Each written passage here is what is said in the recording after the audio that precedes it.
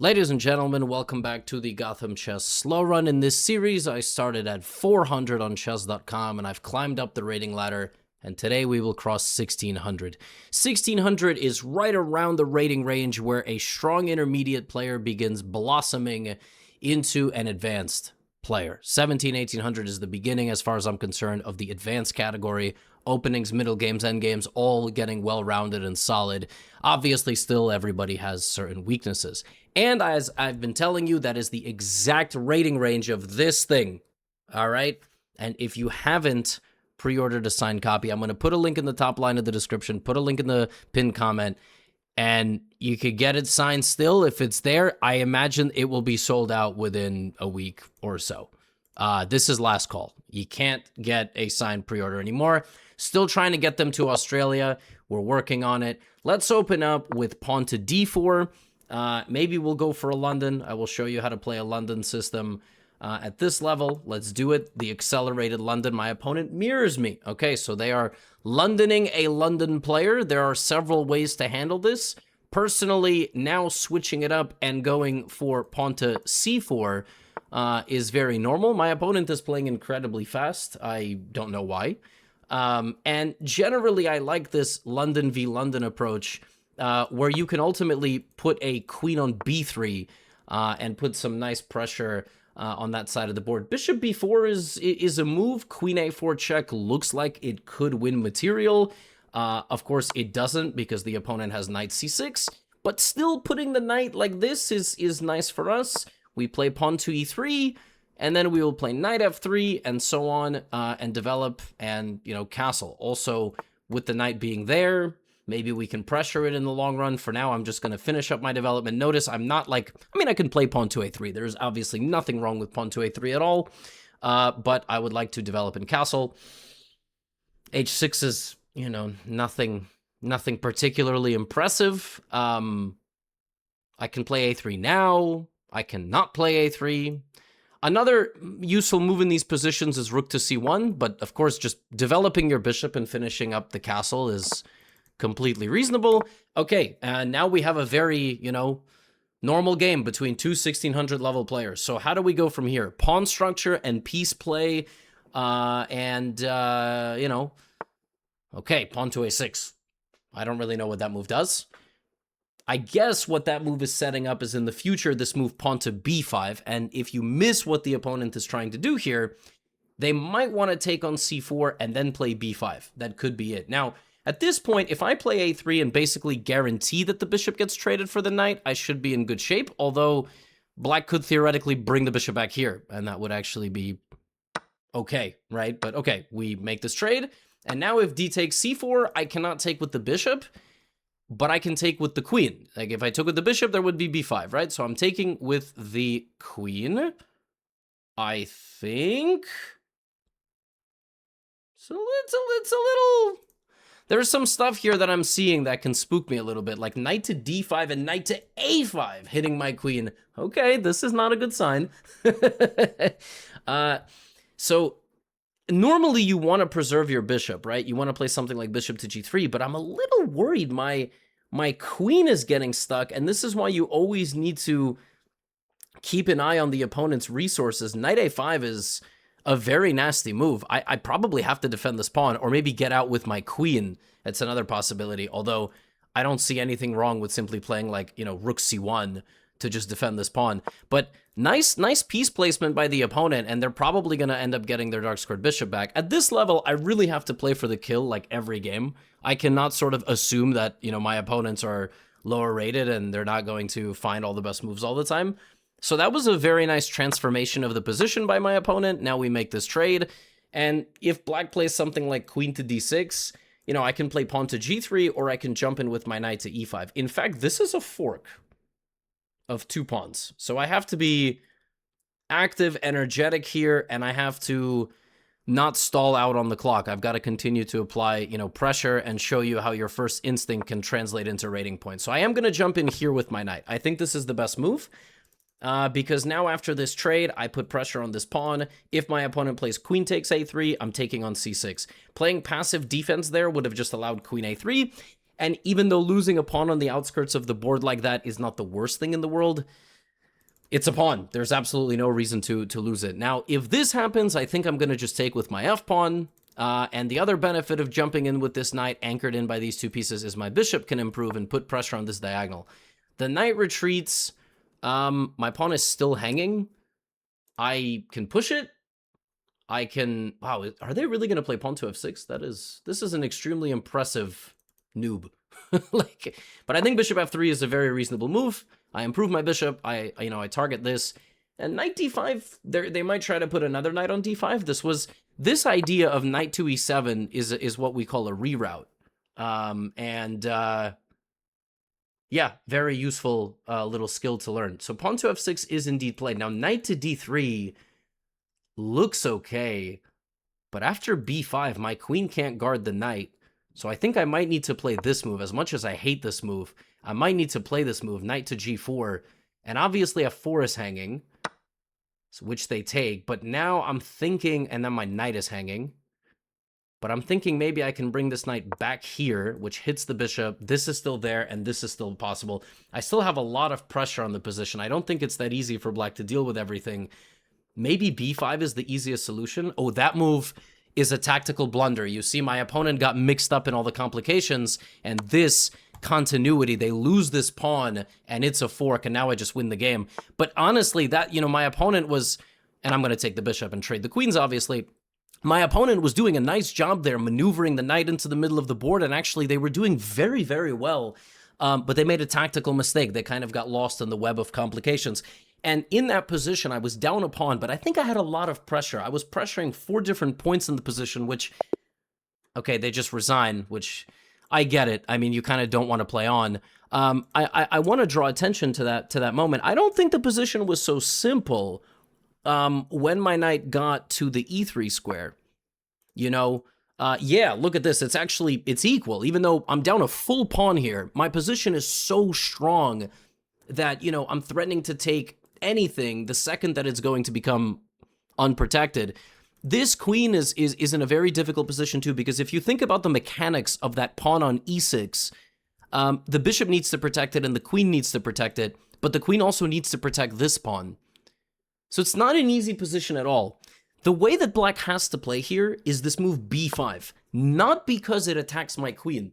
Actually, what b5 does is it forces my queen to choose whether it's going to pressure this or this. My queen now can no longer stand on a square where it can do both. And if I go queen b3, c7 is suddenly completely free to move, right? And my opponent would just go here. And now there is no, I'm not losing any pawn. I'm still actually equal because I have so much pressure with my bishop.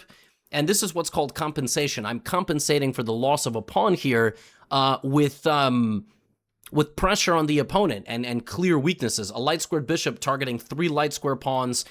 When my opponent made the move f6, anytime you move a pawn at the intermediate level, you've got to realize you are also maybe destabilizing something. And here the position was, black had equalized from the opening. Black actually did very comfortably to get to a very nice position and basically have no problems. So, yeah, I mean, I think the way my opponent played was very good. I think they did...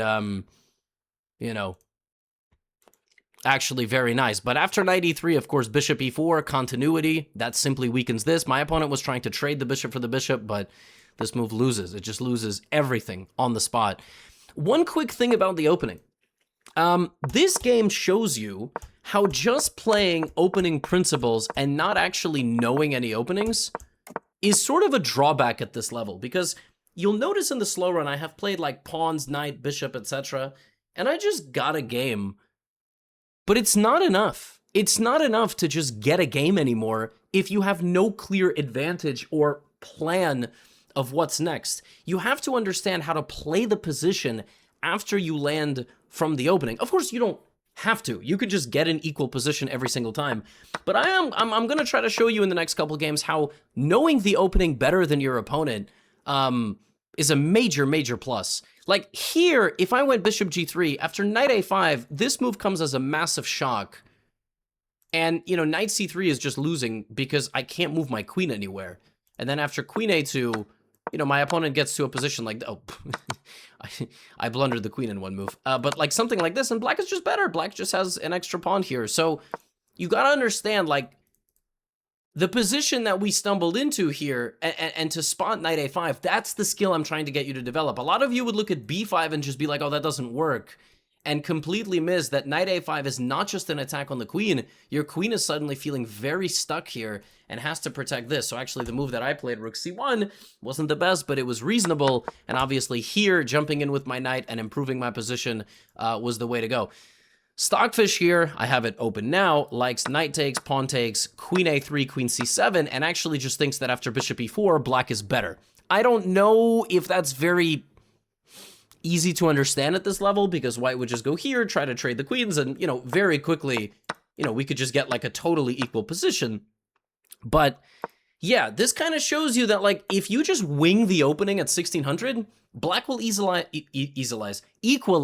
very, very easily and get a super chill game against you. So I for the foreseeable future, I want to put pressure on the opponents, okay? I would like to actually show you the advantage of knowing your openings, and whether you learn them on YouTube or, you know, somewhere else, that's completely your call. So here I'm going to play a Sicilian defense. Obviously, there's Caro Kann. There's all sorts of openings. I'm playing knight c6. The opponent is not playing anything cutting edge, so I'm going to block like this. Yeah, the opponent is just basically playing nothing, right? They're just allowing me to... Yeah, and now after d5, black already has a better position. So this is already just better for black. We win a mini opening battle. Now we need to finish up our development, which we can do in a couple of ways. I mean, I think just putting the bishop out here with an attack on the queen can't be bad. It's just a very reasonable move. Now, if white pins themselves, already I think we can just jump in and cause massive problems. The d4 is fine. D4 now is also okay. It does open up the bishop. Against this, jumping in doesn't make as much sense because, well, the knight is protecting, and they also have pawn to f3. Now I'm thinking bishop e7 and something like castles can't be bad. Bishop d6 blocks my pawn, although blocks my queen from seeing my pawn, although even that, I mean, I'm not particularly worried about. So let's just go bishop e7 and castle. Now, one thing about this knight that I see, I'm not sure 1600 would see, is that the knight can come here. Not right away, but that would be an idea in the future. So my opponent plays this move h3. And if I just kind of play this lazy retreating move, they could maybe play g4 and f4. And actually at that point, I'm not completely confident that my position is still okay. So if I were to play bishop e6, then maybe knight to f4 would come, right? With potentially some issues for me. So let's see what happens if I just take. Let's see what happens if I just take this knight. And castle. Okay? And they castle. Okay, how do we play this position? I would love more support on this pawn. Unfortunately, I am not so sure I'm going to get that support very easily. Maybe bringing the queen up and reinforcing the pawn in the center is not a bad move. Putting the rook opposite the queen can't be bad, which the opponent goes there and targets this pawn, and a lot of us would be tempted to respond to this, but actually, I think I can jump my knight into the middle, and now my opponent needs to make this walk of shame back here, which doesn't feel nice. I don't think that feels like you're doing something impressive if you play queen to d1, but I'm not sure you actually have a choice. And then I need to... Whoa. Okay, that is free. I mean, I get it. I sort of see what's happening here. Do I have to acknowledge this? I would love to get knight e2, but I don't think it's possible. Bishop h6, I mean, I just go here. I don't get it. I'm taking the pawn. I'm acknowledging bishop h6, of course. And now I can go bishop d6. Of course, that would, you know, block this. What if I just, like, went back? And I can also push. I have a lot of options here.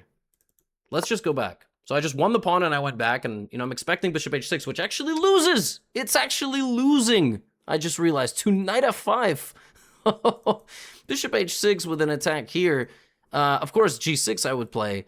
Yeah, now knight f5. Yeah, once I saw knight f5, I was like, wow, that is very unfortunate. So I can still play bishop d6. Bishop d6. The queen maybe goes to g5, h6. I mean, I feel like the queen's almost trapped there, I have to say. Knight f5. It doesn't look good for this queen. Where's this queen going? Where's the queen going? And now knight h5. Now knight h5 just wins, no? It's a fork. It's a fork. It's just winning. Knight to h5. I don't see a response. Knight h5 is just purely a fork, and that's why you gotta use all your pieces. You gotta use all your pieces, and you have to spot these moves for the opponent. This opponent played too fast. That's just the reality. I think this opponent played a little too quickly. That's actually an interesting move, but it doesn't work. So here we do something called a capture chain. If we take the queen and take this, and if we take this, they take our knight, but if we take this and they take our queen, we could just take the rook at a minimum. And then this is still hanging, so that's just not going to work. On top of that, if you didn't have the rook, you could go knight e2 check, take with the knight, and then take the bishop. But I don't see any reason not to take a full rook from the opponent, because the bishop continues to hang, and now we are just up a full rook. And we will win. We will win this position. We will convert the winning position. How do we convert it? Let's be absolutely methodical with this. Let's put a rook deep into the second rank, hitting every pawn. But really, the idea is rook e8 and maybe trading. Okay, well, if that, then I am going to play rook takes pawn. There's nothing wrong with this move. Attacking the bishop. And the easiest way to win is, of course, to get the rooks off the board. So if I play... Well, it's never too late to blunder a fork. It's never too late to blunder a fork, so let's play pawn to b5. Let's stop knight c4. It's a prophylactic move. And then after there is no knight c4... Notice this, I'm noticing everything. Bishop f4 takes, rook takes, and also these queenside pawns can just get moving. It's very easy. But we do need to trade. Bishop f4 is a clean move, probably at least gets us a pair of minor pieces off the board. And we will be very, very happy with that. That was an interesting one, I have to say. Okay, so I have several choices. Bishop f4 can't be bad. Also, rook e8 with pressure can't be bad. Let's go bishop f4. I don't see anything wrong with this move. There is knight d1 or some ridiculous move like that. Basically, I can't take the bishop because this is back rank mate. That's a cool move, knight d1. But obviously I would just play like rook here or even rook e2. Rook e2 is a nasty move. Yeah. Let's see. My opponent's doing, this trick. Trying to get me. It's very clever, but rook e2 is clean. And now a major problem for white. I'm threatening to trade the rooks, and I'm threatening to take the bishop. And this is how you convert. The conversion can take 5 moves. I mean, it doesn't need to take 40. It's over now. Like, the game is just lost.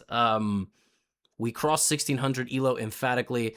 And, in this game, my opponent played relatively principled, but we just got a better position because we understood how to play the Sicilian a little bit better. The Sicilian is one of these things that if the opponent just sort of plays kind of normal moves, but you just, you play correctly, like, black is just better, takes, bishop back.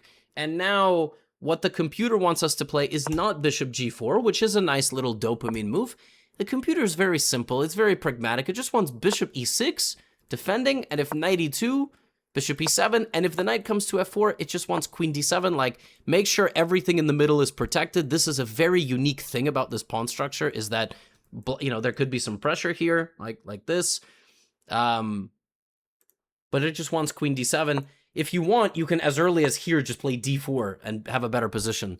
And basically, if white plays here, you trade, and then you just develop bishop d6, knight f3, castle, bishop g4. And black just has a nice position. Good center control, pieces pointed toward the king, and at minimum equality, and maybe best case scenario, even slightly better. Computer wants queen f6 or h6. It wants to limit this bishop from being able to come out anywhere, It doesn't want to allow the opponent to get any pieces into the game. Yeah. Now, what happened in the game was I traded, and my opponent here played queen f3. What they should have played instead is they should have finished their development, and then we would have had an equal game. I would have had to show you, how to play that position, but they went here, and many of us would be tempted to try to protect this pawn by maybe pushing it. But if you push this pawn, you actually invite the knight into a more active position, and with one move, you do a lot of damage. You improve the knight, improve the bishop, improve the queen, and block your own knight. Isn't that fascinating? There is a concept in How to Win at Chess Next Level very similar to this, which is, yeah, how pawn play impacts the placement of pieces. And by allowing knight e4, suddenly you have subjected yourself to a very unpleasant game. Now, I could play into some of these things and then try to, save the position, but I also want to show you, like, the mechanics of the board are right there to be taken advantage of. It is about finding clutch moves at clutch moments, and this move right away, I was like, some people would panic here and see that this attack is coming, but I just called the bluff. I just took this pawn and backed up and said, like, okay. And I didn't even have to back up. In fact, the position is so good, the machine just wants to play bishop d6, force the queen to come here.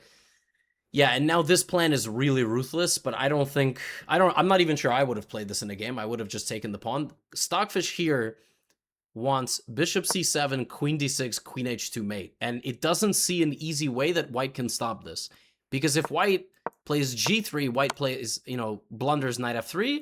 And if white plays f4, there's knight f5, h6, and this is very cramped. One thing that I was talking about here was this backwards knight move to target the knight, target the queen with the knight, with knight f5. That defends mate and actually just forks. And my opponent blundered a different version of that, which was knight h5. If you miss that in a game and you play here, here, and then maybe like trade off some pieces, it's probably still fine. It's probably still fine, but converting winning positions is an extremely important part of the game, and this is a nice way to do it. Now, in this one, I want to play an e4, and I want to show you now the benefit of knowing openings, okay? Hopefully the opponent plays something, e4, e5. Let's play a Vienna, and let's just see what happens if we know our opening. So bishop c4, maybe we're going to get a copycat variation. Okay, we do. Queen g4. So now this is an example of I know the opening better than my opponent. Now, queen f6 is one of the most common defenses, defending g7 and countering f2. And that actually loses for black. I don't exactly remember all the details now because I haven't faced this in so long, but, a lot of people here go here because they see this, and that's just a huge mistake. Now, of course, g6 is also playable, and after g6, we play chess and we see what happens. But now isn't it, like, if you know the Vienna, and this is the copycat variation, you can win within 10 to 15 moves, or at least get a very good position. So let's see what happens. Let's see what happens. Maybe king f8, but king f8's a very difficult move to play. I think the top computer move here is something completely absurd for black, like knight to d4, queen takes g7, queen f6. Completely unfindable. I don't think I've ever faced that. Most people here go g6 or queen f6. Provided they don't use external assistance.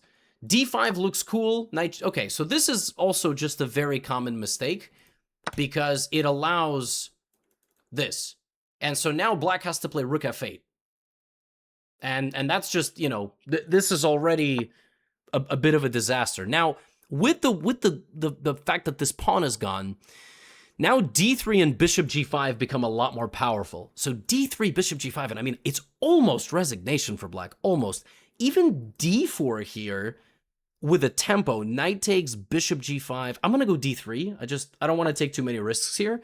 But this is like, if black just copies us, they resign on the next move. Yeah, like, this is almost just losing on the spot. Almost just losing. So we can play already bishop g5 at minimum. Even bishop h6, by the way. There's some bishop h6 moments. So now this bishop has to go back. Right?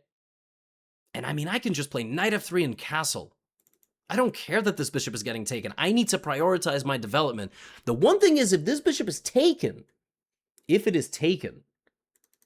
then rook g8 becomes possible. Okay, let's keep that in mind. So rook g8 is always the possibility in this position for black.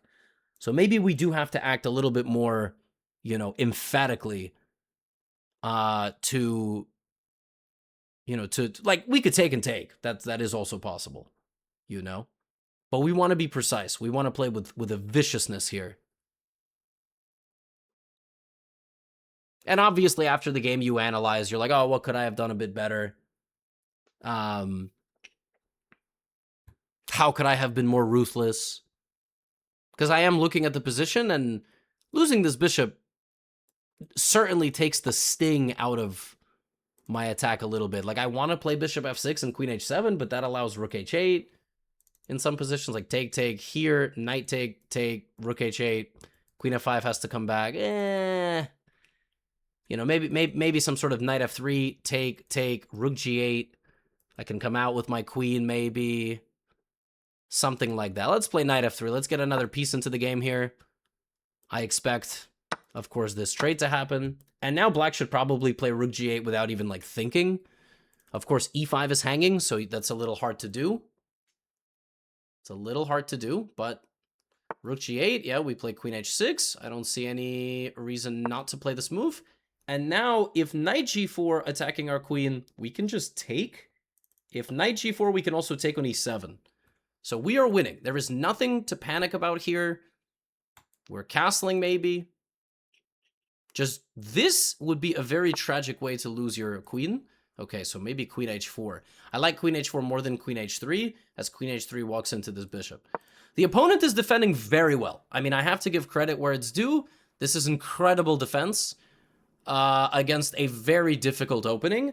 And we should see afterward if maybe there was something we could have done a little bit better. But, I mean, look, getting this can't be bad. Maybe knight d5 here or something in the beginning was just like winning on the spot. But that's something you review after. And obviously getting a dominant position from the opening is just what you want. It is, you know, that's really the whole purpose of the game. h6 is a curious move because if we take it, we open up ourselves to this direct attack. If h6, I might just take and put my queen like there. I'm not in love with what has transpired, but I'm up a pawn and I'm going to castle and put my knight on d5. And yeah, this rook is somehow a lot more powerful than I would have liked, but still the position is very good for black. And I'm quite satisfied with the way that things are going.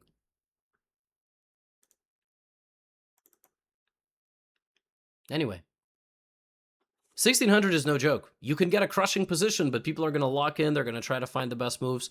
Knight to g8. Okay, so what does that do? Number one, the bishops see each other. I'm actually under attack. Number two, that stopped guarding that. So the easiest thing to me here is just to take this bishop, right? Now, what does this do?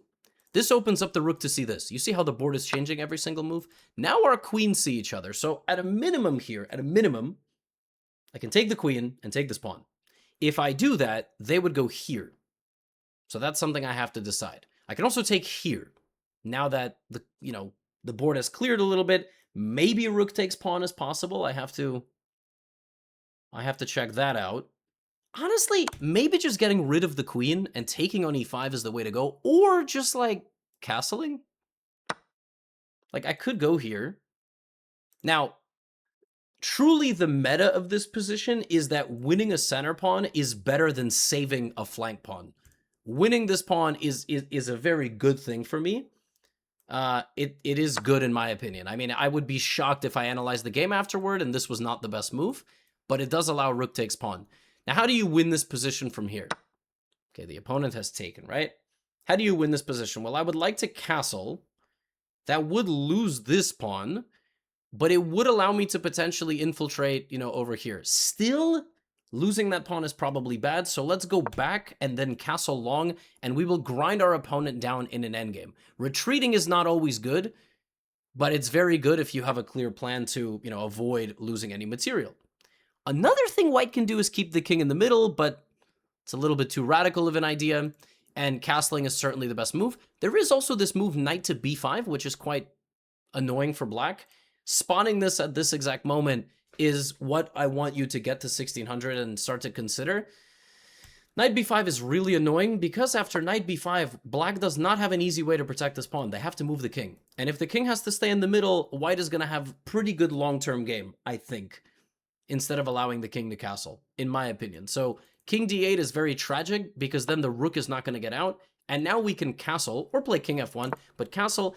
And we have really improved our position because black's king now is simply stranded in the middle. If c6, we plant the knight on d6, which is an outpost square with severe pressure, so black probably should go here. Or bishop b7, it's also a reasonable move. Knight e5 attacks this and this. That's kind of a cool thing for me. Knight e5, d6, and I can take on f7 with a check.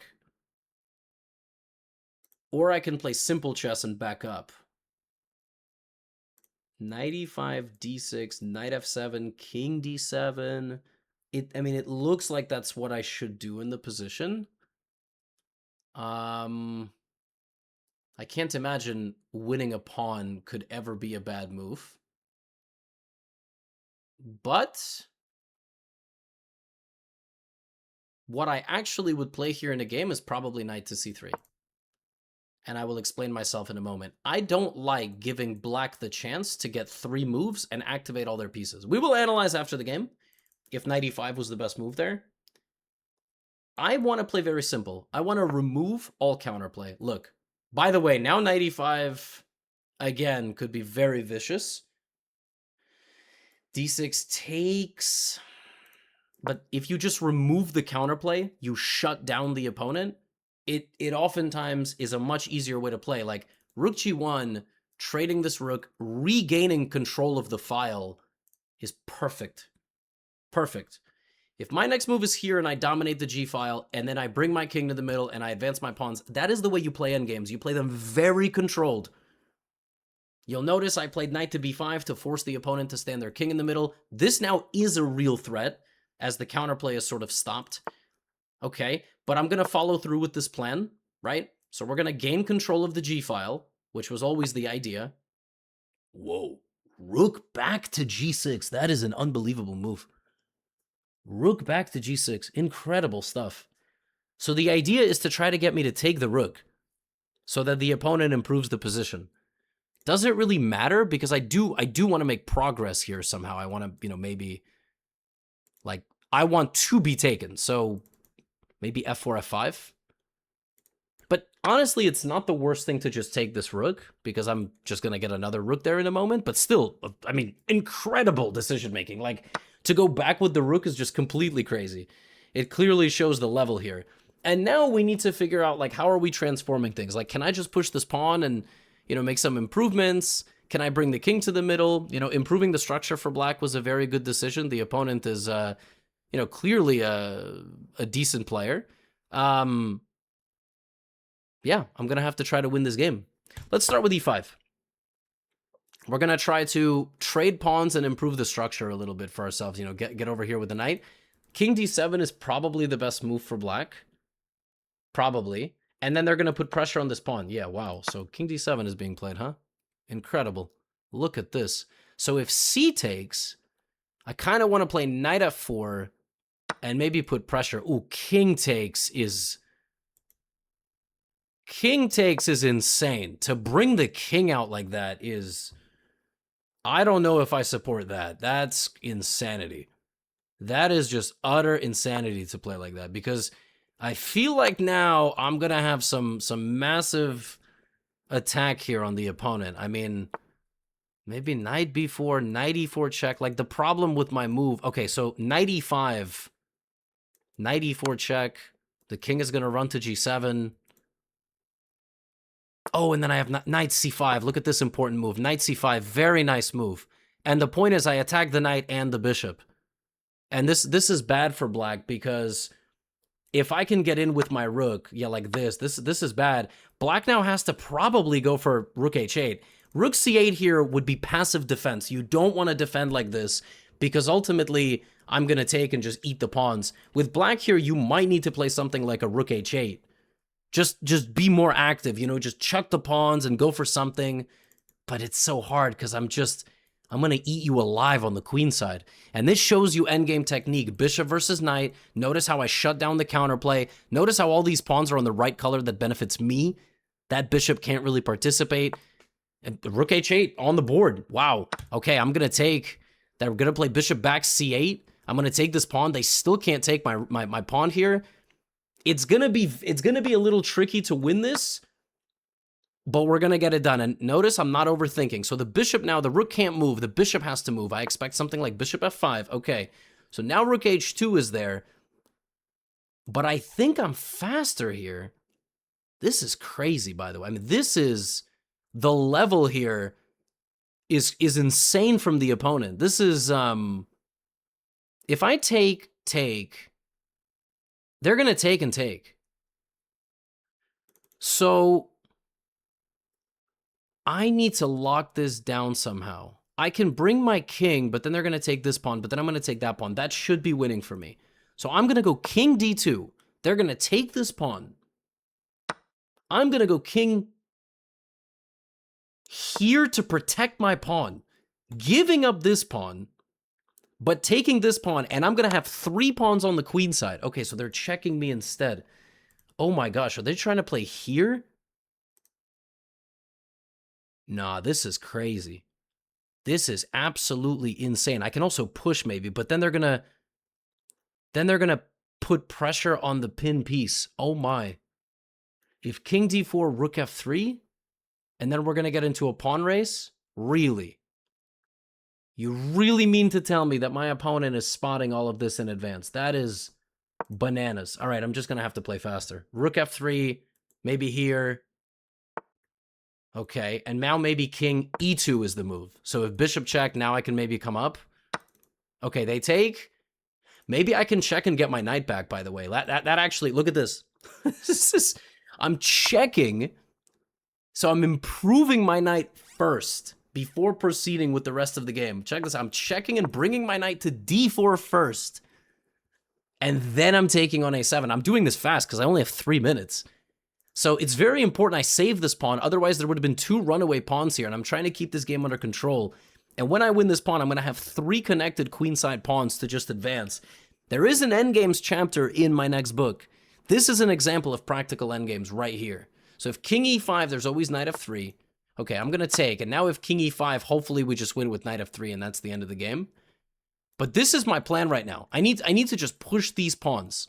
That's how I'm going to win. And maybe rook h4 my opponent is going to play.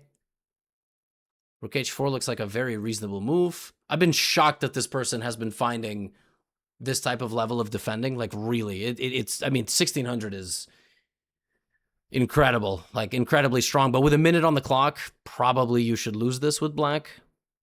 Keyword probably. Keyword probably. We got to stay locked in. This is probably the next move.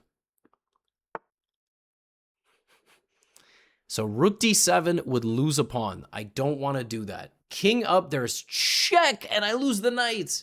So at this point, I mean, you gotta make an educated guess for what the best move is. I'm gonna go here. I think that's an educated guess. They're probably gonna check me on e4. Probably gonna check me. I'm gonna play king d2. Now there's no more checks. Rook f4, probably they're gonna play. Oh, rook f4 is actually incredibly annoying. Uh-huh. Now can I just push my pawn? I think yes. c5. I'm now 3 squares from queening. And the pawns are moving. Knight d4, attacking the rook. If rook e5, b4, or c6 together, we just push the pawns. Another thing with the knight, you are always looking for a potential fork. So look at this. b4, if rook d5, just king c3. Or king e3. That would be nice. And now if king e5, there is f4 check and I win the bishop. So important. And also rook e7 check. So bringing the pieces forward together, c6, b5, rolling the pawns, everything on a dark square to make the light squared bishop completely useless. This is a nice game. Okay, one of the things we could do is we could take. I will take. Because simplification in a rook endgame is easy. And now you can play pawn to c6. And it's almost impossible now to stop your pawns. You just bring them up together. You decide which one of them you can push. If king e6, a4, and b5, and 3 connected pawns cannot be stopped in a rook endgame. And we get the win. We get the win. That was a tough one. I mean, 1600, that was excellent defending by the opponent. Opponent played a fantastic game. I said we would analyze the beginning. Knight f6 is the move they chose. And, okay, instead of bishop g5, which is a very natural move, the better move was obviously knight d5. Knight d5 after playing d3. I mean, it's how natural can you be? You develop a piece and you put pressure and you get ready to castle. But this move actually really holds together the black position. Here I should have went knight d5 immediately, and this would have been lights out. And the point is that after bishop e7, losing this bishop is really bad for black. But also, you attack this, everything gets attacked. Rook g8 now wouldn't work because of knight takes f6. That is the most important thing, is you have to get rid of this knight with the knight. And if this, black is never going to get to play rook g8.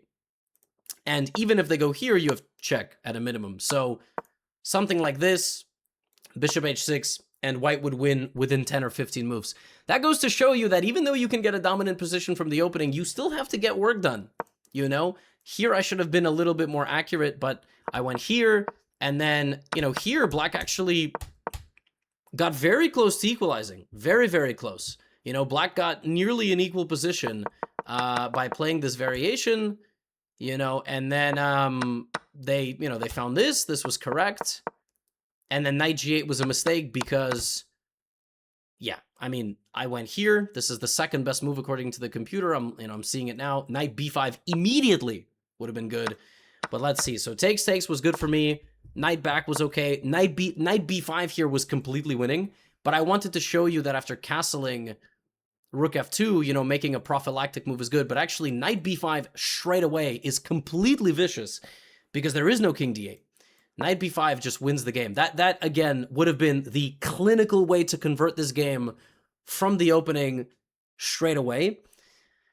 Backing up, you know, and then finding knight b5 was good. And then here, important moment, is knight e5 the best move? It is, because knight e5, d6, knight f7, king d7. Oh my goodness. I can sacrifice my knights. That is not a move that a 1600 level player is going to see. I think it's much more natural as 1600 plays e5 and suddenly is under a lot of tactical counterattacks, and that's not so simple to navigate. So that's why I tried to keep it very, very solid. And then, I mean, rook g6 back is an unbelievable move.